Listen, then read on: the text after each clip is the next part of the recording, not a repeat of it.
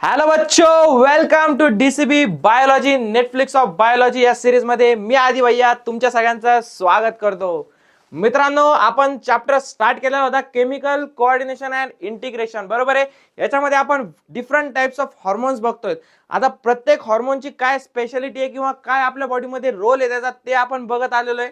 आता बरेचसे हॉर्मोन्स आपण याच्या आधीच्या लेक्चरमध्ये बघितलेले आहे. आता काही एक दोन मेन हॉर्मोन्स आहेत, बरोबर आहे, त्याच्याबद्दल आपल्याला शिकायचंय. आणि एमसीक्यूच्या पॉइंट ऑफ व्ह्यूने खूप इम्पॉर्टंट राहणार आहे ते म्हणजे आपलं पॅनक्रियाज आपल्याला बघायचंय. त्याच्यामध्ये इन्सुलिन बद्दल आपण शिकणार आहे, ग्लायकोजन बद्दल आपण शिकणार आहे, बरोबर आहे. त्याच्यामुळे या लेक्चरला इग्नोर करू नका. आणि सगळ्यात मेन टॉपिक म्हणजे क्लासिफिकेशन ऑफ हॉर्मोन्स आपण या लेक्चरच्या एंडला बघणार आहे आणि लेक्चर एंड करणार आहे. मेकॅनिझम सुद्धा आपण बघूया. तर चला स्टार्ट करूया लेक्चरला. आपल्या कुठलाही टाइमपास न करता तुम्ही काय करायचंय, तुम्ही तुमचे जे सीट बेल्ट ते बांधून ठेवायचे, कुठेही पळायचं नाही. एवढे जे 40-45 मिनिटं जे आपलं लेक्चर चालणार आहे, फक्त आणि फक्त लेक्चरवर कॉन्सन्ट्रेट करायचंय. आपण सांगणार कुठे एमसीक्यू येणार, कसं येणार, काय येणार, आणि ते एकदा डोक्यात फिट झालं की मग फक्त आणि फक्त क्वेश्चन प्रॅक्टिस करायची. क्वेश्चन प्रॅक्टिस केली, जेव्हा तुम्ही different types of questions practice करणार तेव्हाच तुमचं काय होऊन जाईल, प्रिपरेशन चांगलं होईल, बरोबर आहे. तर चला, इझी चॅप्टर्स आहे, स्टार्ट करूया. सगळ्यात पहिले पॅनक्रियाचं लोकेशन तुम्हाला माहिती पाहिजे. पॅनक्रियाज कुठं प्रेझेंट असतं, बरोबर आहे. प्रत्येक ग्लँडचं आतापर्यंत आपण लोकेशन बघत आलो. पॅनक्रियाज आपल्याला माहिती आहे की पॅनक्रियाज जे आपलं आपल्या बॉडीच्या म्हणजे आपल्या स्वतःच्या कुठं लेफ्ट साईडला प्रेझेंट असतं, बरोबर आहे. स्टमकच्या थोडंसं खाली आणि बॅक साईडला. ओके, तर हे लोकेशन तुम्हाला माहिती पाहिजे. पॅनक्रियाज कशी असते ते सुद्धा माहिती पाहिजे तुम्हाला. पॅनक्रियाज हे बघा, आपण आपल्याला माहिती आहे ड्युडेनम जे जातं स्टमक मधून. ओके, हे स्टमक असतं बघा आपलं, या अशा प्रकारचं आपलं स्टमक असतं. ओके, हे स्टमक आहे आपले. आणि ही अशी सी शेप जी असते, सी शेप, ही ड्युडेनम असते. आणि इथं असतं आपलं पॅनक्रियाज. ओके, या असं पॅनक्रियाज असतं आपलं, बरोबर आहे. आता त्या पॅनक्रियाज बद्दल आपल्याला शिकायचंय, ते का बरं आपल्या बॉडीमध्ये दिलेलं आहे. सगळ्यात पहिले the pancreas gland with dual roles. आता हे ड्युअल रोल्स का सांगितलंय, ओके, ड्युअल रोल्स का म्हणलंय, कारण की pancreas is a composite gland. आता कंपोजिट ग्लँड का म्हणलंय त्याला, because that acts as a both an exocrine and endocrine gland. Okay, तुम्हाला एक्झोक्राइन आणि एंडोक्राइनचा फरक माहिती आहे का. सगळ्यात पहिले तर पॅनक्रियाज कंपोजिट ग्लँड आहे. ओके, का, कारण की ती बोथ आहे, एक्झोक्राइन आणि एंडोक्राइन. आता एक्झोक्राइन म्हणजे काय, सिक्रेटिंग डायजेस्टिव्ह एन्झाइम्स, बरोबर आहे. आता जो तुम्ही जर स्ट्रक्चर बघितलं पॅनक्रियाजचं, हे अशा प्रकारचं पॅनक्रियाजचं स्ट्रक्चर आहे समजा. ओके, याच्यामध्ये जो आउटसाइडचा पार्ट आहे ते म्हणजे काय, तुमचं पूर्ण एक्झोक्राइन आहे. हा जो पार्ट आहे तुमचा, ओके, हा जो पार्ट आहे बाहेरचा आउटसाइडचा, हा म्हणजे काय, तुमचा पूर्ण एक्झोक्राइन. आणि मधला जो पार्ट आहे मित्रांनो, तो मधला तुमचा राहणार आहे एंडोक्राइन पार्ट. म्हणून याला कंपोजिट ग्लँड सुद्धा म्हणलेलं आहे, लक्षात असू द्या सगळ्यांनी. ओके, आलं लक्षात सगळ्यांना. येस, तर हे दोन शब्द लक्षात ठेवा, एक्झोक्राइन आणि एंडोक्राइन ड्युअल रोल करते पॅनक्रियाज. आता त्याचा पॅनक्रियाज बद्दल आपण बघू की त्याचा ड्युअल जो रोल आहे. सगळ्यात पहिले ते जे कंपोजिट ग्लँड आहे, एक्झोक्राइन आणि एंडोक्राइन दोन्ही प्रकारची. एंडोक्राइन पॅनक्रियाज बद्दल आपल्याला मेनली या चॅप्टर मध्ये दिलेलं आहे, बरोबर आहे. तर एंडोक्राइन जे पॅनक्रियाज आपलं consist of specialised cells clusters called islets of Langerhans. हे नाव तुम्हाला लक्षात ठेवायचं मित्रांनो. याच्यावरती पहिले जो आपला चॅप्टर होता नीट मध्ये, डायजेशन, बरोबर नाही, डायजेशन अँड ऍब्झॉर्प्शन, त्याच्यामध्ये चांगल्या प्रकारे याच्याबद्दल सांगितलं होतं. आता इथे सुद्धा आपल्याला दिलेलं आहे consist of specialize clusters. Okay, islets of, S जे ते सायलेंट राहणार आहे, आयलेट्स ऑफ लँगरहॅन्स. ओके, याच्यामध्ये काय शिकणार आहे आपण की they make up only 1 to 2% of the total pancreatic tissue. हे जे सेल्स आहेत, या जे क्लस्टर्स आहेत आयलेट्स ऑफ लँगरहॅन, ओके, ते काय फक्त 1 to 2% of the total pancreatic tissue हे करतात, पार्टिसिपेट करतात. अलग लक्षात, हा एक पॉइंट तुमच्यासाठी इम्पॉर्टंट आहे. त्याच्यानंतर काय, व्हाईट कसं काय आलंय मित्रांनो. ओके, हा, हॉर्मोन सिक्रेटिंग सेल्स. आता आपण जे क्लस्टर्स बघितले किंवा आयलेट्स ऑफ लँगरहॅन बघितलं, एंडोक्राइन जे आपण बघितलं, त्याच्यात सगळ्यात मेन जे आयलेट्स ऑफ लँगरहॅन आहे त्याचे दोन टाइप्स पडतात, अल्फा सेल आणि बीटा सेल. हे दोन नाव तुम्हाला लक्षातच ठेवायचे, अल्फा सेल आणि बीटा सेल. तसे गॅमा आणि शेवटची जी ती पीपी म्हणजे सोमॅटोस्टॅटिन ज्याच्यात सिक्रेट करतं, बरोबर आहे. अशी सुद्धा 4 टाइपचे सेल्स असतात. पण मेनली तुम्हाला या चॅप्टर मध्ये 2 सेल्स बद्दल सांगितलंय, अल्फा सेल्स आणि बीटा सेल्स. आपल्याला एनसीईआरटीच्या बाहेर जायचंय का, बिलकुल नाही. तर अल्फा सेल्स काय सिक्रेट करणार आहे, ग्लुकागॉन. म्हणजे लक्षात ठेवायचंय तुम्हाला, जे पहिलं राहणार आहे ना ते ग्लुकागॉन सिक्रेट करणार आहे, आणि पहिलं कोण असतं? अल्फा असतं, बरोबर नाही? बीटा कधी येतं? सगळ्यात पहिले कोण येतं? अल्फा, नंतर कोण येतं? बीटा, ओके, आलं लक्षात? नंतर गॅमा, आलं लक्षात? अशा 4 टाईपच्या सेल असतात आयलेट्स ऑफ लँगरहॅन्सच्या, आलं लक्षात? त्यातलं जे अल्फा सेल आहे ते काय सिक्रेट करतं? ग्लुकॅगॉन, ओके, आणि जे दुसरं बीटा सेल्स आहे ते काय सिक्रेट करतं? इन्सुलिन, आलं लक्षात? ग्लुकॅगॉन आणि इन्सुलिन, जी फॉर ग्लुकॅगॉन आणि I for insulin. Both glucagon and insulin are peptide hormones. सगळ्यात पहिले हे काय? पेप्टाइड हॉर्मोन्स आहे, म्हणजेच अमिनो ऍसिड्स पासून बनलेले and are crucial for maintaining glucose homeostasis, normal blood sugar level ज्याला आपण म्हणतो. म्हणजेच की आपल्याला माहितीये, जसं आपण बघितलं होतं बघा, थायरॉइड आणि पॅराथायरॉइड ग्लँड्स मध्ये, थायरॉइड मध्ये काय होतं? थायरोकॅल्सिटोनिन, आणि पॅराथायरॉइड मध्ये पीटीएच, आलं लक्षात? हे दोघं काय करत होते? कॅल्शियमचं ब्लड मधलं जे कॉन्सन्ट्रेशन आहे ते मेंटेन करायचं काम करत होते. कसं? तर जो थायरोकॅल्सिटोनिन होता तो सॉरी मित्रांनो, जो थायरोकॅल्सिटोनिन होता तो ब्लड मधलं काय करायचा? कॅल्शियम ऍब्झॉर्ब करून घ्यायचा, रिऍब्झॉर्ब करायचा बोन्स मध्ये किंवा रेनल टिब्यूल्स मध्ये, आणि त्याच्याच अपोजिट कोण काम करायचा? पीटीएच काम करायचा. तो काय करायचा? जे आपल्या म्हणजे जे बोन्स आहेत आपले, त्या बोन्स मधलं डिमिनरलायझेशनचं किंवा डिसोल्युशनचं काम तो करायचा, आणि त्याच्यामध्ये ब्लड मध्ये कॅल्शियमची लेवल इन्क्रीज करायचा, बरोबर आहे? म्हणजे अशा प्रकारे त्या दोघांचं कंबाईन काम चालायचं. तसंच काहीसं काम ग्लुकॅगॉन आणि आपलं इन्सुलिनचं चालणार आहे. त्याच्यामुळे तुम्हाला हे दोन तसेच लक्षात ठेवायचे. आता कोणाचा काय रोल आहे ते आपण बघू. सगळ्यात पहिले मेन हेडलाईन दिसते तुम्हाला, ग्लुकॅगॉन काय सांगितलंय? The hyper glycaemic hormone. Hyper मी तुम्हाला शब्द सांगितला होता, हायपर शब्द आला की समजायचं काय? इन्क्रीज होणार आहे. काय इन्क्रीज होणार आहे? ग्लायसेमिक, म्हणजेच काय? शुगर इन्क्रीज होणार आहे. आपल्या ब्लड मधली शुगर इन्क्रीज करायचं काम कोण करतंय? ग्लुकॅगॉन करतोय. आता तो कसा ते आपण बघूया. Glucagon raising blood sugar. Chemical nature कसं आहे त्याचा? पेप्टाइड हॉर्मोन आहे. सगळ्यात पहिले हे लक्षात ठेवायचं, target cell mainly acts on liver cells, hepatocytes. आपल्याला माहिती आहे जेव्हा एक्स्ट्रा झालेलं ग्लुकोज असतं त्याचं कन्व्हर्जन कशामध्ये होतं? ग्लुकॅगॉन मध्ये होतं, आणि ते स्टोअर कुठे होतं? लिव्हर मध्ये. ग्लायकोजन मध्ये त्याचं कन्व्हर्जन होतं, आणि ते स्टोअर कुठे होणार आहे?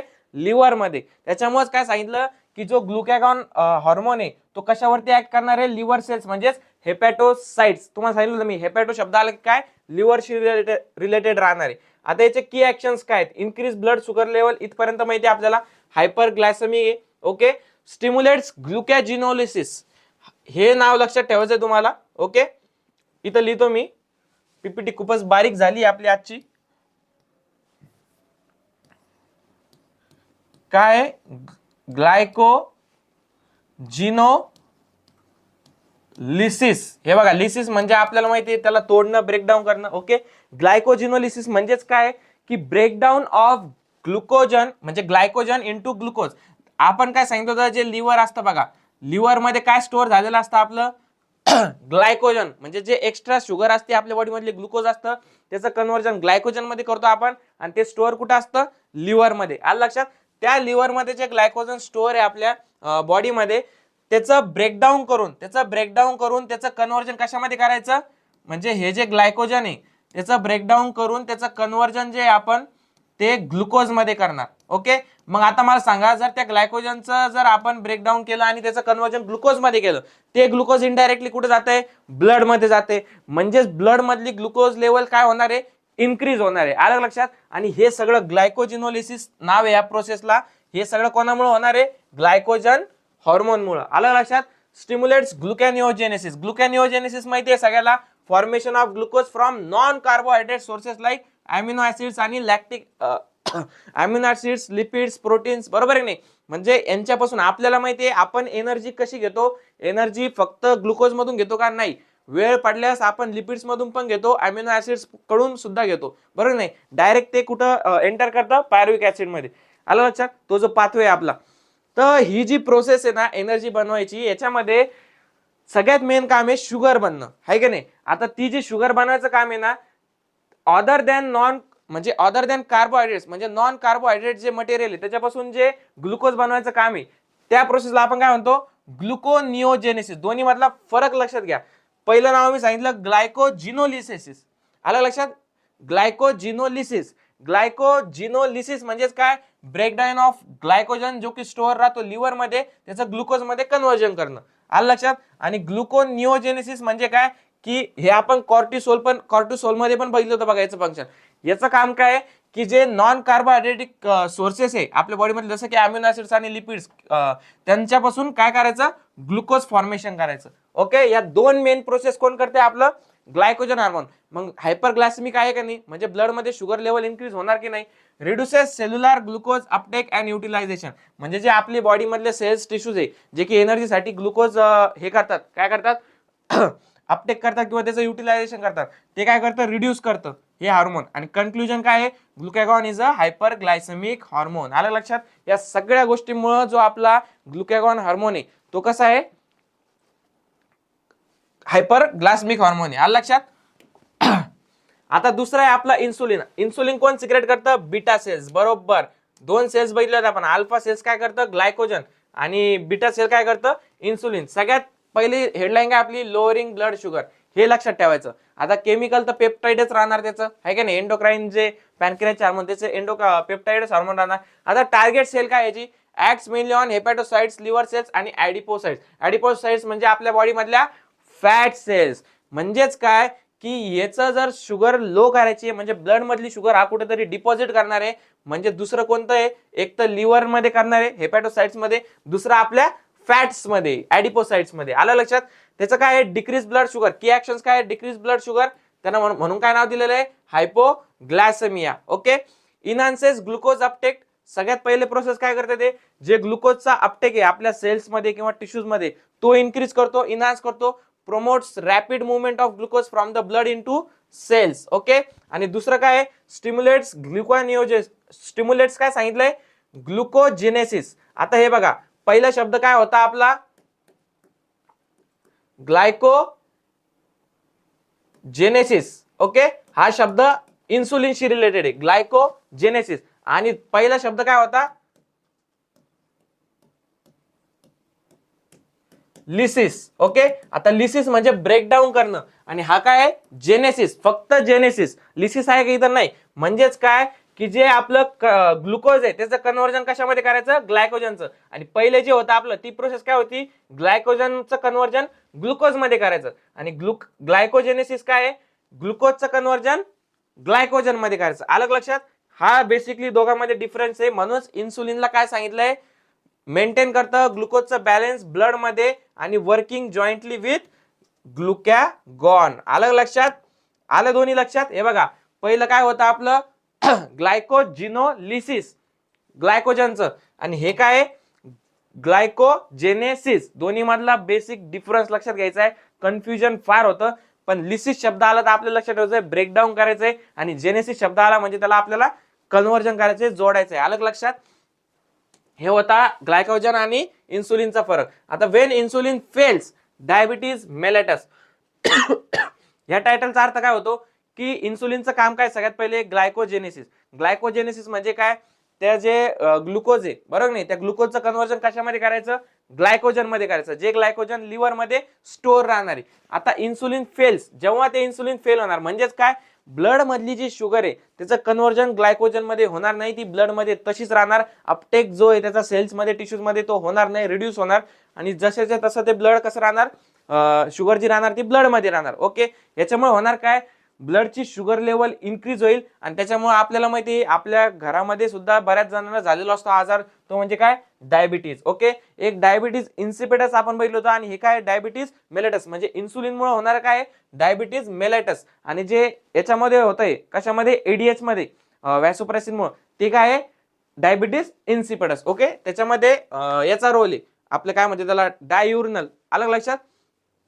आता याचा कॉज काय, प्रोलॉंग हायपरग्लायसेमिया, म्हणजे हाय ब्लड शुगर जी आहे, जास्तीत जास्त शुगर ब्लड मध्ये असणं, leads to complex disorder known as diabetes mellitus. Okay, अशा प्रकारची मशीन असते बघा, आपण शुगर ते मोजतो. त्याचे सिम्पटम्स काय, सगळ्यात पहिले loss of glucose through urine, म्हणजे जे आपलं युरिन करतो आपण, अशा लोकांचे आहे ना, जे urine sample generally doctor collect करत असतात, अशा लोकांचे जे युरिन आहे त्याला मुंग्या जास्त लागतात, किंवा त्याचा गोड गोड स्वीट वास यायला लागतो, अलग लक्षात. Formation of harmful compounds called ketone bodies. आता हे सगळं कशामुळे होतं, त्यांच्या याच्यामध्ये कीटोन बॉडीज तयार होतात, बरोबर आहे. त्याच्यामुळं कशामुळे झालेलं आहे, जी शुगर लेवल आहे ब्लड मध्ये ती इन्क्रीज झालेली आहे, त्याच्यामुळे कीटोन बॉडीज तयार झाले आणि त्याच्यामुळं जे युरिन करते असे लोक जे युरिन करत असतात त्यांच्या युरिन मधून स्वीट स्मेल येतो, किंवा त्यांचं जे युरिन असतं ते कसं असतं, त्याच्यामध्ये ग्लुकोज लेवल जास्त असते. त्याच्यावरती ट्रीटमेंट काय आहे, diabetic patients are successfully treated with insulin therapy. अलग लक्षात, म्हणजे ज्यांना डायबिटीज आहे त्यांना एक्सटर्नली इन्सुलिन रोज घ्यावं लागतं, म्हणजे रोज एक इंजेक्शन मारावं लागतं त्यांना. अलग लक्षात, हे कंडिशन येऊ नये आपल्यापर्यंत, त्याच्यामुळं व्यायाम ते करत राहा मित्रांनो, योगा ते करत जा, सकाळी थोडंसं फिट ठेवत जा स्वतःला, आणि जे मैद्याचे त्याचे शुगरयुक्त पदार्थ आहे बरोबर नाही ते कमी खा थोडे. अलग लक्षात, नॅचरल शुगर जास्त खा, आर्टिफिशियल खाऊ नका. आता टेस्टिस, पॅनक्रियाचा रोल इथपर्यंतच होता, आता आपण टेस्टिस बघणार. म्हणजे तुम्ही म्हणशाल सर जे 2 टेस्टिस आहे आपल्याकडे त्याच्यामध्ये पण काय हॉर्मोन्स बिर्मोन्स आहे का? हो, टेस्टिस मध्ये सुद्धा हॉर्मोन्स आहे, ते कसे आहे आपण आता ते बघणार आहे. 2 हॉर्मोनचे नाव सांगितले तुम्हाला, अँड्रोजन्स ओके आणि टेस्टोस्टेरॉन. आता हे जे अँड्रोजन्स आहे ना, अँड्रोजन्स अँड मेल कॅरेक्टरिस्टिक्स यांचं काय रिलेशन आहे ते आपण बघणार आहे. सगळ्यात पहिले लोकेशन काय आहे, present in the scrotal sac outside the abdomen in males. आता तुम्हाला माहिती का टेस्टिसला आपल्या बॉडीमध्ये का मर्ज नाही केलं, त्याला थोडंसं एक्सटर्नल म्हणजे स्क्रोटम सॅक मध्ये का ठेवलंय, कारण की जे टेस्टिस असते त्यांचं काम असतं स्पर्म प्रोडक्शन, आणि स्पर्म प्रोडक्शन साठी टेम्परेचर जे आहे ते टेम्परेचर हे कमी लागत असतं, जास्त टेम्परेचर वरती स्पर्म प्रोडक्शन होत नाही. अलग लक्षात, त्याच्यामुळं आपल्या बॉडीचं टेम्परेचर आयडियल टेम्परेचर असतं 37 डिग्री सेल्सिअस, आणि ते टेम्परेचर त्यांच्यासाठी जास्त असतं. ओके, म्हणून काय असतं की ती जी स्क्रोटम सॅक आहे ती आउटसाइड असते, थोडीशी आपल्या ॲब्डोमेन कॅव्हिटीच्या बाहेर आलेली असते. आता थंडीच्या दिवसामध्ये कसं असतं, बाहेरचं टेम्परेचर खूपच थंड झालेलं असतं बरोबर नाही, आणि जे आपल्या बॉडीचं टेम्परेचर आहे ते त्यांना चांगलं वाटतं, मग ते थोडीशी स्क्रोटम सॅक आतमध्ये गेल्यासारखी होती. तुम्ही ऑब्झर्व केला असेल. आणि उन्हाळ्यामध्ये काय असतं, गरमी असते एकदम, मग ती स्क्रोटम सॅक जी ती पूर्ण आउटसाइड जाते बॉडीच्या. अलग लक्षात. आता यांचं काय म्हणणं आहे, dual function, primary sex organ and an endocrine gland. Okay, hormone secreting cells, म्हणजे जे टेस्टिस आहे ते काय आहे, 2 फंक्शन करतात. एक तर सगळ्यात पहिले primary sex organ. Primary sex organ का, तर त्याच्यामध्ये टेस्टिस म्हणजे त्याच्यामध्ये स्पर्म बनतात. ओके, आणि दुसरं एंडोक्राइन ग्लँड. आता एंडोक्राइन ग्लँड म्हणजे कशी बघू आपण, हॉर्मोन सिक्रेटिंग सेल्स, त्याच्यामध्ये कोणत्या सेल्स आहेत, त्या सेल्सचे नाव तुम्हाला पाठ करायचे, लेडिक सेल्स, इथं डायग्राम सुद्धा दिले बघा, इंटरस्टिशियल सेल्स ज्याला आपण म्हणतो. अलग लक्षात, लेडिक सेल्स आणि दुसरं त्यालाच नाव काय आहे, interstitial cells, found in the intertubular spaces. हा जो स्पेस दिसतोय का, हा इथं प्रेझेंट आहेत त्या, म्हणजे हे सेमिनिफरस ट्युब्युल्स आहे. म्हणजे आपल्याला माहिती आहे की आपली जी समजा टेस्टिस आहे, अलग लक्षात, ही समजा आता ही आपली टेस्टिस आहे. ओके, हे आपलं इपिडिडायमस. ओके, याच्यात जे टेस्टिस आहे, या टेस्टिस मध्ये काय आहेत, भरपूर साऱ्या सेमिनिफरस ट्युब्युल्स आहेत, ज्याच्यामधून काय स्पर्म प्रोडक्शन होणार आहे बरोबर आहे, त्याचा पाथवे सुद्धा आपल्याला माहिती आहे. आता त्याच्यात जे स्पर्म बनणार आहे त्या स्पर्म मध्ये काय प्रेझेंट आहेत, म्हणजे स्पर्म मध्ये नाही, ते आपले जे सेमिनिफरस ट्युब्युल्स आहे त्याच्यामध्ये कोणत्या सेल्स आहेत, इंटरस्टिशियल, किंवा त्याला नाव काय, लेडिक सेल्स. ओके, आता या सेल्स मध्ये काय आहे, आपले हॉर्मोन सिक्रेटिंग सेल्स याला म्हणलेलं आहे. याच्यामध्ये कोणते हॉर्मोन सिक्रेट होणार आहे, a group of hormones called androgens, primarily testosterone. अलग लक्षात, आपण बऱ्याच जणांनी ऐकलं असेल की जे जिम बॉयज असतात किंवा काय असतात त्यांचं म्हणणं असतं की आपले जे टेस्टोस्टेरॉन आहे ते हाय राहिले पाहिजे, म्हणजेच काय की आपल्यामध्ये एनर्जी जास्त राहणार. आता बऱ्याच जणांना अंगावरती केस बिस असतात, त्यांचा आवाज जो असतो तो थोडासा घोगरा झालेला असतो, परत आणखीन बियर्ड जास्त आलेली असते. ओके, हे कशाचे सिम्पटम, सगळे त्यांचं टेस्टोस्टेरॉन हाय असतं बरोबर आहे. आलं लक्षात, म्हणजे जे मेल कॅरेक्टर्स आहे ते कुठून येतात आपल्याला, त्या टेस्टोस्टेरॉन मध्ये. ओके, आणि कोणत्या सेल्स येते सिक्रेट करणाऱ्या, लेडिक आणि इंटरस्टिशियल सेल्स. ओके, टेस्टिस मधले हॉर्मोन आले लक्षात सगळ्यांना. आता आपण जाऊया की रोल्स, अँड्रोजन्सचे की रोल्स काय आहेत. तर सगळ्यात पहिले regulation of male sex organs. आपल्याला माहिती आहे की जे डेव्हलपमेंट, मॅच्युरेशन आणि जे आपले मेल ऍक्सेसरी ऑर्गन्स आहे जसं की इपिडिडायमिस, वॉस डिफरन्स, प्रोस्टेट बरोबर नाही, यांच्या सगळ्यांचं काय करणं, रेग्युलेशन करायचं काम कोण करतं, अँड्रोजन. ओके, दुसरं काय, मेल सेकंडरी सेक्स कॅरेक्टर्स. आता कोणते, सगळ्यात मी तुम्हाला सांगितलं बघा, मस्क्युलर ग्रोथ असू द्या किंवा आपले जे फेशियल किंवा एक्झाईल हेअर्स आहेत, हे सगळे काय मस्क्युलर कॅरेक्टर्स आहे, किंवा अग्रेसिव्ह जो आपला आवाज आहे. ओके, आणि लो पिच ऑफ व्हॉइस, हा खूप एक बेसिक डिफरन्स आहे कशामधला, फिमेल आणि मेल मधला. जो फिमेलचा असतो ना तो हाय पिच साऊंड असतो किंवा हाय पिच व्हॉइस असतो, आणि जो आपला मेलचा असतो तो कसा असतो, low pitch of voice. Okay, हा डिफरन्स लक्षात ठेवायचा आहे. कधी कधी काय होतं, आपल्याला स्वतःला वाटत असतं की बाबा, बऱ्याच जणांना वाटतं ना की पुरुषांचं जरा आपल्या याच्यामध्ये समाजामध्ये थोडस जास्त आहे लेडीज पेक्षा, मग आपण त्या हिशोबाने विचार करतो. मग आपण काय करतो, मग यार आपण जर महिलांपेक्षा जर जास्त श्रेष्ठ आहे, म्हणजेच आपला जो व्हॉइस आहे तो पण कसा राहणार, त्यांच्यापेक्षा जास्त राहणार. मग आपण काय पेपरमध्ये काय करतो, हाय पिच व्हॉइस. हाय पिच नसतो मित्रांनो, आपला लो पिच असतो आणि फिमेलचा हाय पिच असतो. त्याच्यामुळेच लग्न झाल्यानंतर जे आपले नवरदेव लोक असतात बरोबर नाही, ज्यांनी फॉर्म मध्ये लग्न केलं असतं, नंतर ते बायकोचा बैल बनत नाही का, आपण म्हणत नाही का, ते त्याच्यामुळेच, कारण की त्यांचं चालतच नाही, त्यांचा आवाज त्यांच्या समोर एकदम कमी होऊन जातो. लेडीजचा आवाज असा चार चौघांसमोर नाही ऐकायचा मित्रांनो, कधीतरी असा गपचूप घरामध्ये जाऊन ऐकायचा, तेव्हा किती आवाज असतो त्यांचा तेव्हा कळेल तुम्हाला. दुसरा काय अँड्रोजनचा कशामध्ये रोल आहे, दुसरं आहे स्पर्मॅटोजेनेसिस. स्पर्मॅटोजेनेसिस म्हणजे काय, ज्याच्यामध्ये अशी प्रोसेस की ज्याच्यामधून काय बनणार आहे, आपले स्पर्म्स बनणार आहे. ओके, स्पर्म्स कुठे बनतात, सेमिनिफेरस ट्युब्युल्स मध्ये. आणि तिथंच त्याचा जो इंटरस्टेलर सेल्स आहे ते कोणते सेल्स आहेत, लेडिक सेल्स, ज्याच्यामध्ये काय सिक्रेट होणार आहे, androgens. Play a major stimulatory role in the formation of spermatozoa. हा एक अँड्रोजनचा रोल आहे बरोबर आहे, ज्याला ज्या प्रोसेसला नाव काय, स्पर्मॅटोजेनेसिस. अदर इफेक्ट्स कोणते, influence male sexual behaviour, libido and produce anabolic effects on protein and carbohydrate metabolism. म्हणजे एवढे सगळे जे रोल्स आहे हे आपल्या अँड्रोजन्सचे आपल्या बॉडी मधले. ओके, आलं लक्षात. द ओव्हरी, आता ओव्हरीचे बघू आपण. आतापर्यंत टेस्टिसचे बघितले, टेस्टिस मध्ये कळलं तुम्हाला अँड्रोजन खूप इम्पॉर्टंट आहे, जे की कोणतं हॉर्मोन सिक्रेट करते, आपलं टेस्टोस्टेरॉन ज्याला आपण म्हणतो. आता ओव्हरी मध्ये फिमेल सेक्स ऑर्गन एंडोक्राइन ग्लॅंड कोणते ते बघू आपण. मेल्स मध्ये कोणता होता, अँड्रोजन. फिमेल मध्ये कोणता राहणार आहे, इस्ट्रोजन अँड प्रोजेस्टेरॉन. याचं लोकेशन कुठे आहे, pair of ovaries located in the abdomens of females. आता फिमेल मध्ये तसं काही कन्सेप्ट नाहीये की त्याच्यासाठी प्रोडक्शनसाठी काही म्हणजे टेम्परेचर जे ते असं पाहिजे तसं पाहिजे, ते फक्त मेन्स मध्ये. म्हणून आपल्याला स्क्रोटम सॅक मध्ये म्हणजे ॲब्डोमिनल कॅव्हिटीच्या बाहेर आपल्याला स्पेस दिला होता टेस्टिस साठी. पण इथं तसं काही नाही, फिमेल मध्ये त्यांच्या ॲब्डोमेन्स मध्येच काय असतात, ओव्हरीज असतात, दोन्हीकडून दोन असतात. अलग लक्षात, पेअर ऑफ ओव्हरीज सांगितलंय. ड्युअल फंक्शन काय, पहिलं तर सगळ्यात basic function primary female sex organ. Androgen मध्ये पण काय होतं, टेस्टिस मध्ये काय होतं, प्रायमरी मेल सेक्स ऑर्गन. इथं काय फिमेल सेक्स ऑर्गन, जे काय करणार आहे आपल्याला माहिती आहे, प्रत्येक महिन्याला एक ओवम रिलीज करणार, मेन्स्ट्रुअल सायकल ज्याला आपण म्हणतो बरोबर नाही, पिरियड्स येणं. पिरियड्स म्हणजे 14व्या दिवशी काय होत असतं, ओव्युलेशन होत असतं. And endocrine Gland, endocrine Gland म्हणून सुद्धा ओव्हरी आहे, ते कसं ते बघू. आता हॉर्मोन सिक्रेट कोणते, two groups of steroid hormones. बघा आतापर्यंत पेप्टाइड हॉर्मोन्स आपण बघितले, स्टेरॉइड हॉर्मोन्स पहिल्यांदा आलेत बघा, आधी पण झालेत आपले 8वा पटकन ग्लुकोकॉर्टिकॉइड्स. अलग लक्षात. स्टेरॉइड हॉर्मोन्स कोणते, इस्ट्रोजन आणि प्रोजेस्टेरॉन. आता मेन्स्ट्रुअल सायकल जर तुम्ही बघितली असेल तर त्याच्यामध्ये तुम्हाला या दोन हॉर्मोन्सचा रोल चांगला समजला असेल.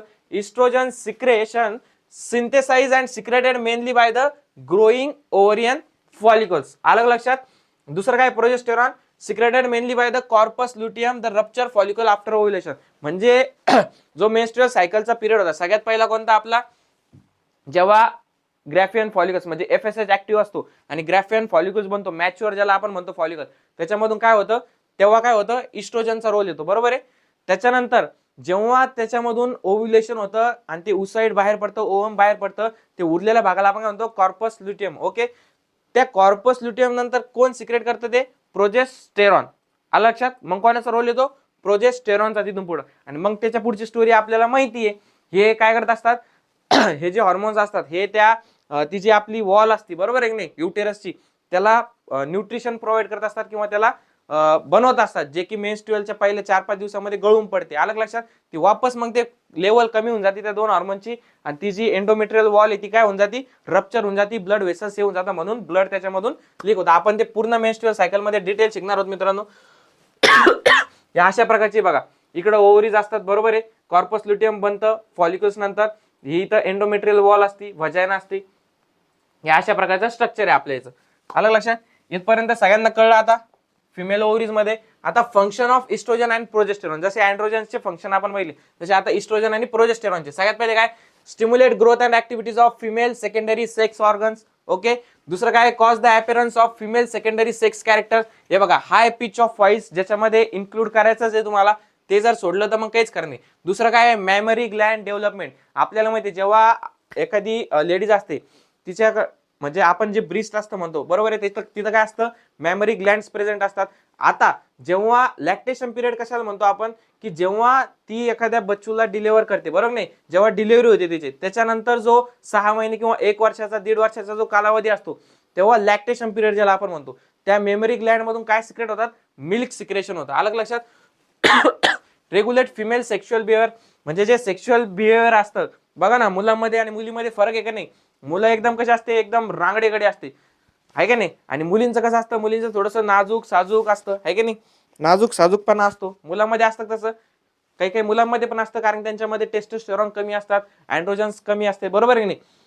फिमेलमध्ये काय आहे, mainly high pitch voice, mammary gland development, आणि दुसरं सेक्शुअल बिहेवियर. अलग लक्षात. नटरंग पिक्चर पाहिला ना सगळ्यांनी, तो कसं डेव्हलप करतो स्वतःला, तो नॅचरली असतो तसा नाही, काही काही नॅचरली असतात. Progesterone supports pregnancy, acts on mammary glands to stimulate formation of alveoli, structure that store milk and promotes milk secretion. एवढे सगळे काम कोणाचे, फंक्शन कोणाचे, इस्ट्रोजन आणि प्रोजेस्टेरॉन. आता हॉर्मोन्स फ्रॉम अदर टिश्यूज, आपण बघितलं ते अदर टिश्यू म्हणजे जसं की हार्ट झालं, किडनी झालं, याच्यामध्ये सुद्धा जे आपलं हे काय म्हणतात, हॉर्मोन सिक्रेट होत. त्यातलं सगळ्यात मेन उदाहरण आहे आपलं हार्टचं एएनएफ.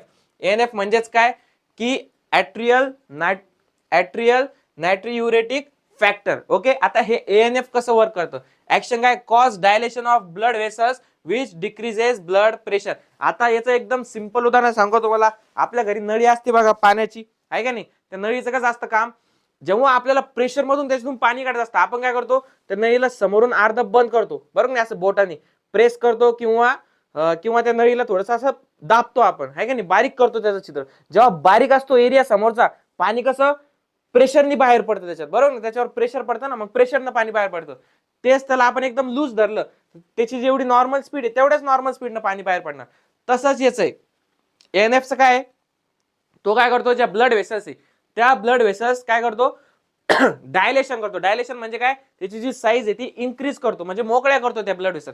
ज्या अशा कॉन्ट्रॅक्ट झाल्या असते त्या काय करतो, मोकळ्या करतो. कन्स्ट्रिक्ट झालेल्यांना डायलेट करतो. आता त्याच्यामुळे होतं काय, ते मोकळं झाल्यामुळे ती नॉर्मल, आता पाईपलाईन कशी असते, नळीला नॉर्मल केल्यावर त्याची जी त्याच्यातून जे पाणी फ्लो होणार आहे ते कसं होणार आहे, विदाऊट प्रेशर होणार आहे. नॉर्मली जो फ्लो असतो पाण्याचा तो होणार आहे. तसं ब्लड वेसल मध्ये जर डायलेशन झालं तर तो जो ब्लड आहे आतमध्ये पास होणारा, फ्लो होणारा, तो कसा होणार, नॉर्मली त्याचा जेवढी लेवल आहे, लिमिट आहे त्याच्यानुसार होणार. पण याच्यामुळे काय होतं, जर नॉर्मल झाला म्हणजे जो आधी ब्लड प्रेशर ज्याला आपण म्हणतो, ज्याच्यावरती वॉल्स वरती प्रेशर येतं, ज्याला आपण ब्लड प्रेशर म्हणतो, बरोबर नाही, ते होईल का, आता नाही, कारण की डायलेशन झालेलं आहे. मग नॉर्मली ब्लड फ्लो होईल त्याच्यामधून. अलग लक्षात. म्हणून डिक्रीज ब्लड प्रेशर म्हणले काय, एएनएफ. अलग लक्षात. दुसरं काय, किडनी. किडनीमध्ये जी सेल्स ऐकले तुम्ही, जक्स्ट्रा ग्लोमेरुलर सेल्स, आपणच शिकवलंय आहे का नाही एक्सक्रिएटरी चॅप्टर्स मध्ये. जक्स्ट्रा ग्लोमेरुलर सेल्स आता काय आहे, प्रोड्युसेस इरिथ्रोपायोटिन. आता इरिथ्रोपायोटिनचं ऍक्शन काय आहे, स्टिम्युलेट्स इरिथ्रोपायोसिस, ज्याला आपण काय म्हणतो, formation of red blood cells. आलं लक्षात. आरबीसीस फॉर्मेशन काय, इरिथ्रोपायोसिस प्रोसेस म्हणतो. जे सेल्स जे आहे ना, जी सेल्स जक्स्ट्रा ग्लोमेरुलर सेल्स, ते काय करतात, इरिथ्रोपायोटिन नावाचं हॉर्मोन सिक्रेट करतात, जे की काय करतं, इरिथ्रोपायोसिस प्रोसेसला स्टिम्युलेट करतं.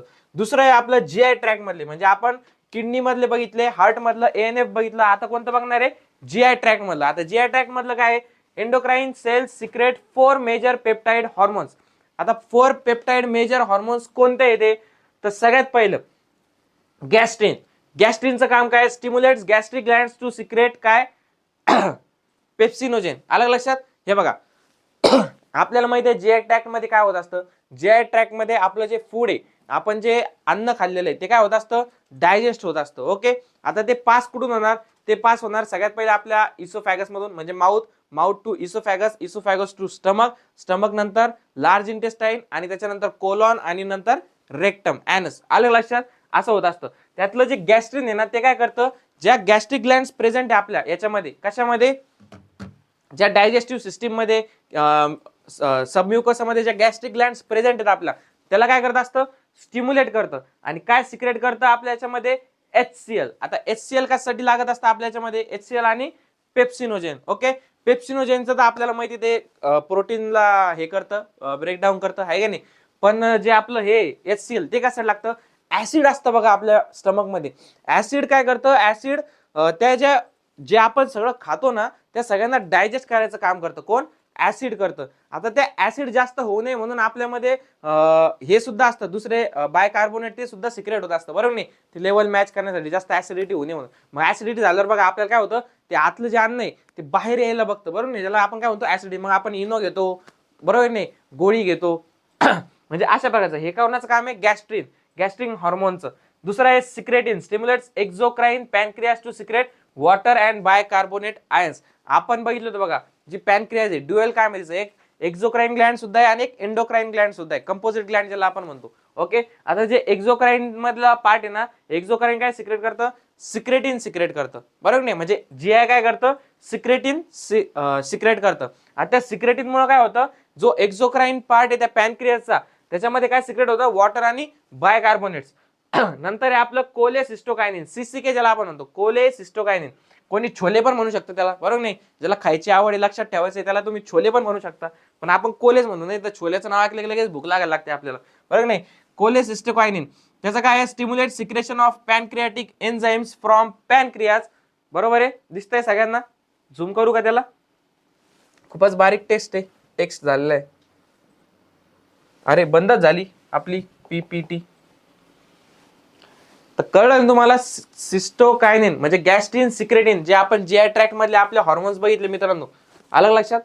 त्यांचं काम काय होतं?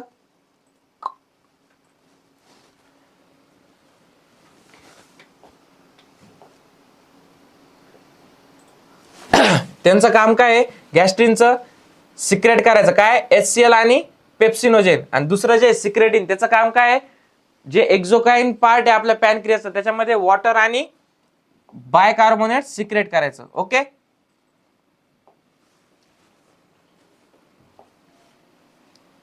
दुसरं आहे आपलं cholecystokinin, stimulate secretion of pancreatic enzyme. जे पॅनक्रियाटिक एन्झाइम्स असतात ना त्याला सिक्रेट करतं. अँड बाईल ज्यूस. बाईल ज्यूस म्हणजेच काय की जो डायजेशन साठी लय इम्पॉर्टंट असतो, फॅट्स आणि ते डायजेस्ट करण्यासाठी. आपल्याला माहिती आहे बाईल कुठं स्टोअर असतं? गॉल ब्लॅडर मध्ये. आला लक्षात? फक्त ते बनतं कुठं हे महत्वाचं आहे, ते बनतं लिव्हर मध्ये. स्टोअर कुठं असतं? गॉल ब्लॅडर मध्ये. आला लक्षात? दुसरं आहे जीआयपी म्हणजेच गॅस्ट्रिक इनिबिटरी पेप्टाइड. ते काय करतं? Inhibits gastric secretion and motility. त्याचं काम काय असतं? ते जर सिक्रेट झालं तर काय करतं?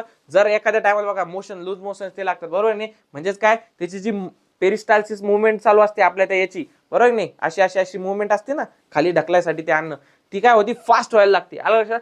फास्ट व्हायला लागते. मोटिलिटी जी ती फास्ट व्हायला लागते, त्याच्यामुळे लूज मोशन ते व्हायला लागतात आपल्याला. त्याच्यानंतर गॅस्ट्रिक सिक्रेशन जे ते ज्यूस असू द्या किंवा HCl असू द्या, दुसरे एन्झाइम्स असू द्या, ते सिक्रेट जास्त आल्यामुळे जास्त त्याच्यामध्ये डायजेस्ट जास्त होतं, बरोबर नाही?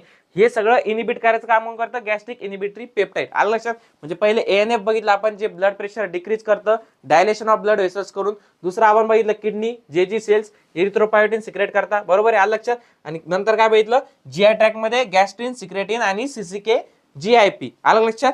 दुसरं काय? Mechanism of hormone action. आता आपण बघू hormone mechanism and receptors. Understanding how hormones communicate with target tissues through specialized receptors and trigger physiological responses. Okay, काय ते? Gastro intestinal hormones. हे बघा, गॅस्ट्रिन बिस्ट्रिन आता आपण बघितलं ना, stimulate gastric gland, HCl, digestion, secretin, cholecystokinin. How hormones work, आता ते बघू आपण. Hormones produce effects by binding to specific proteins called hormone receptors located in their target tissues only. आता हे बघा कसं असतं, तुम्ही घरून तर निघताय, बरोबर नाही? घरून निघले तुम्ही, पण जर तुम्हाला तुमचं लोकेशनच माहित नाही, तुम्हाला कुठे जायचं हेच माहित नाही, तर काही फायदा आहे का? नाही, बरोबर आहे? आता तुम्ही जेव्हा बाहेरच्या आउट ऑफ सिटीला जाता, तुम्ही कॅब बुक करता, बरोबर नाही? रॅपिडो बुक करतात, बरोबर नाही? मग ते काय करतं? तुम्ही त्याला लोकेशन सेंड करतात. ते काय करतं? तुमच्या लोकेशनवर येतं, तुम्हाला काय करतं? गाडीवरती बसवतं, बरोबर नाही? पिकअप करतं आणि जिथं तुमचं लोकेशन आहे तिथं काय करतं? ड्रॉप करून देतं. आलं लक्षात? त्याचा तो चार्जेस घेतो. तसाच हॉर्मोन्सचा आहे मित्रांनो. हॉर्मोन्स आपल्याला माहिती आहे कुठून तरी कोणत्या तरी लोकेशन वरून ते सिक्रेट होणार आहे, पण जर त्याला पिकअप करणारच कोणी नसल तर त्याचा बाहेर निघून काही फायदा आहे का? नाही. मग त्यानं घरातच बसायला पाहिजे, आहे का नाही? जेव्हा त्याला कोणतरी पिकअप करणार राहणार आणि मग नंतर पिकअप करून तुला जिथं वर्क आहे त्याचं तिथं ड्रॉप करणार, तेव्हाच त्याचा मतलब बनतो. तसं कोण आहे?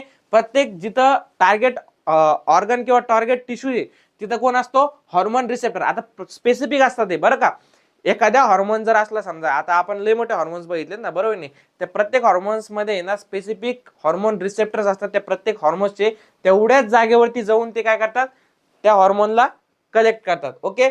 स्पेसिफिसिटी, सगळ्यात main character specificity. Each receptor is specific to one hormone. अलग लक्षात. म्हणजे जर थायरॉइड मध्ये T4 T3 आपण हॉर्मोन बघितले होते, ते जर असेल तर त्यांना रिसेप्ट करणारे त्यांचेच रिसेप्टर असेल, स्पेसिफिक रिसेप्टर.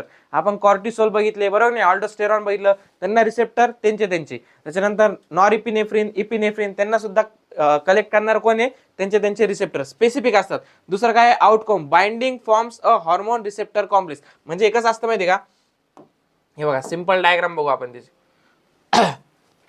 आता सपोज असा विचार करा की हा आहे तुमचा हॉर्मोन. ओके.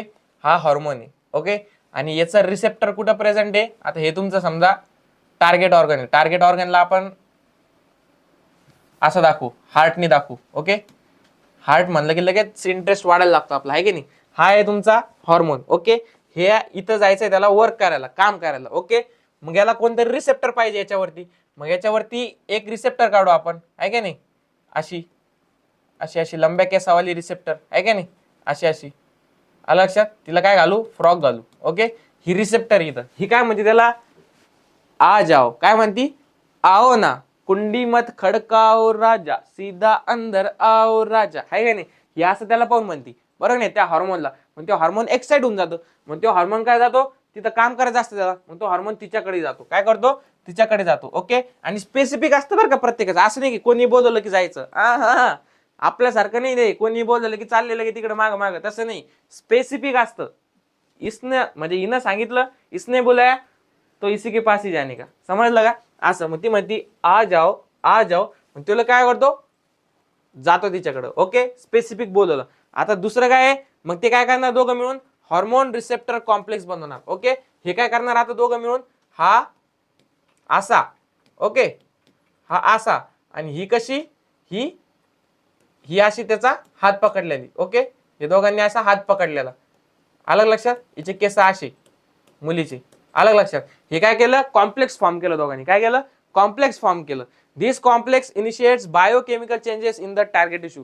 मग या टिश्यू वरती काय झालं, कॉम्प्लेक्स फॉर्म झालं. मग यांनी काय केलं दोघांनी मिळून, त्याच्यावरती टार्गेट टिश्यू वरती काय केले, बायोकेमिकल चेंजेस. म्हणजेच काय, ज्याच्यामध्ये जे आपल्याला चेंजेस घडून आणायचे त्या ऑर्गन्स मध्ये, ज्याच्यामुळे आपण हॉर्मोन सिक्रेट केला. अलग लक्षात. त्या हॉर्मोनचं जे रोल आहे आपल्या बॉडीमध्ये, ते चालू होऊन जातो मग गेम त्याच्यावरती. अलग लक्षात. अशा प्रकारचं काय आहे त्याचं मेकॅनिझम आहे दोन्ही हॉर्मोनचं. Two classes of hormone receptors. आता दोन क्लासेस कोणते ते बघू आपण. तिचे रिसेप्टर ना, एक तुम्हाला दाखवलं ती मुलगी बघा, तसे दोन टाईपच्या मुली असतात. कोणतं, मेम्ब्रेन बाउंड रिसेप्टर. बरं का. मेम्ब्रेन बाउंड रिसेप्टर म्हणजे काय, located on the cell membrane. म्हणजे जो आपण आता माग काढला होता ना डायग्राम, हार्ट जे काढलं होतं त्याच्यावरती रिसेप्टर दाखवला होता बघा, हे हार्ट, बरोबर नाही. याची जी मेम्ब्रेन आहे ना, ही जी मेम्ब्रेन आहे इथं प्रेझेंट असतं, तो कोण असतो, मेम्ब्रेन बाउंड रिसेप्टर असतो. ओके. जो मेम्ब्रेन सेल मेम्ब्रेन वरती प्रेझेंट असतो टार्गेट सेलच्या. हॉर्मोन्स लाईक कोणते, पेप्टाइड हॉर्मोन्स, एक्झाम्पल FSH, माहिती सगळ्याला, follicle stimulating hormone, do not enter the cell. आलं लक्षात. हे हॉर्मोन्स सेलमध्ये एंटर करू शकत नाहीत. म्हणून त्यांचा जो प्रकार आहे, रिसेप्टर आहे, तो कुठं असतो, सेल मेम्ब्रेन वरती. आलं लक्षात. Generate second messenger. मग ते काय करतात, ते गेट जवळ येतात, बरोबर नाही, असतं ना असं.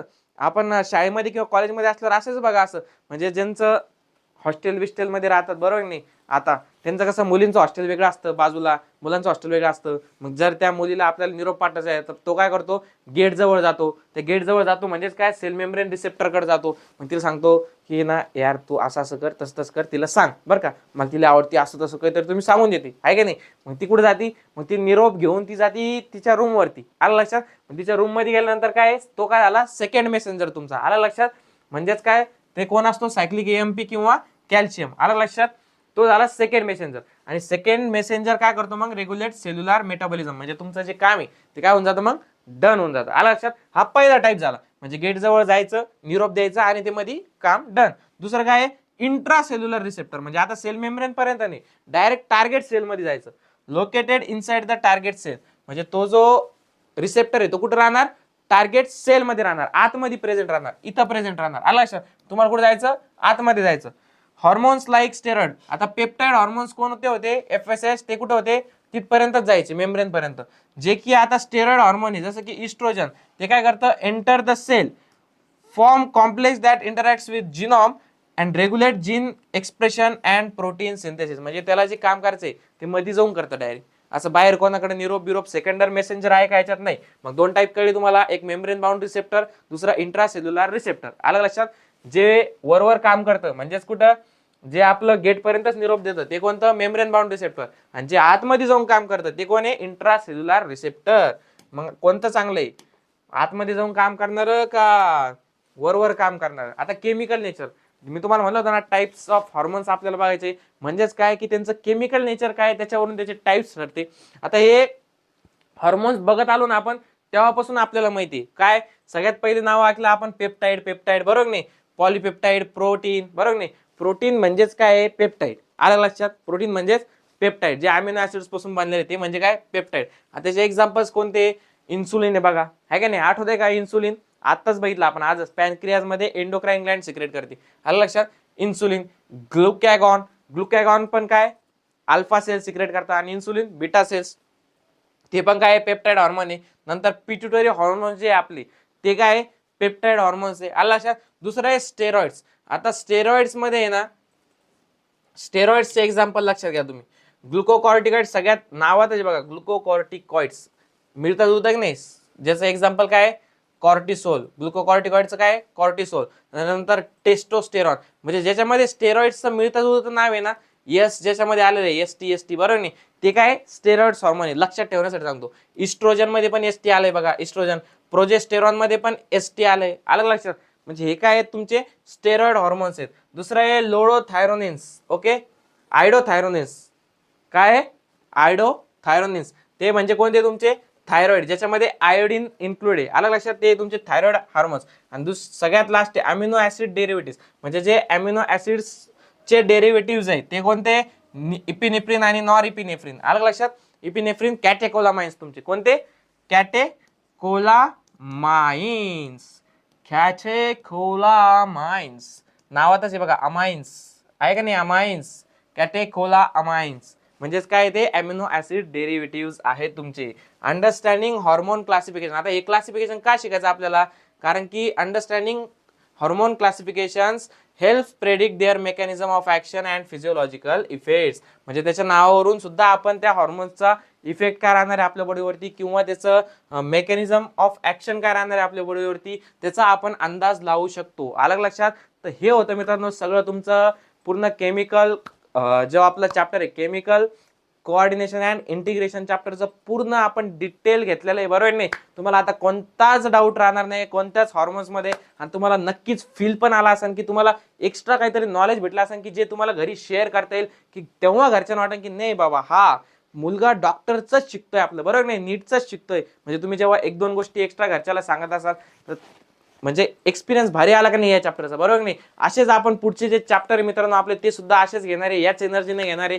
फक्त तुम्ही आपल्या जे बायोलॉजीचं चॅनल आहे त्याला सबस्क्राईब करून ठेवा, बरोबर नाही. डेली तुम्ही लेक्चर बघत जा आणि अभ्यास करत जा मित्रांनो, बस. बाकी नंतर तर आपलं एकदा नीट पास झालं, ड्रीम कॉलेज भेटलं की मग तर काय करणं आहे, म्हणजे आयुष तर करणंच आहे, परंतु अभ्यास तेव्हा पण नाही सोडायचा आहे, अभ्यास तेव्हा पण करायचा आहे का नाही, बरोबर नाही. तर चला भेटूया उद्याच्या लेक्चर पर्यंत. तोपर्यंत सगळ्यांना best of luck, all the best, bye bye, take care, thank you so much.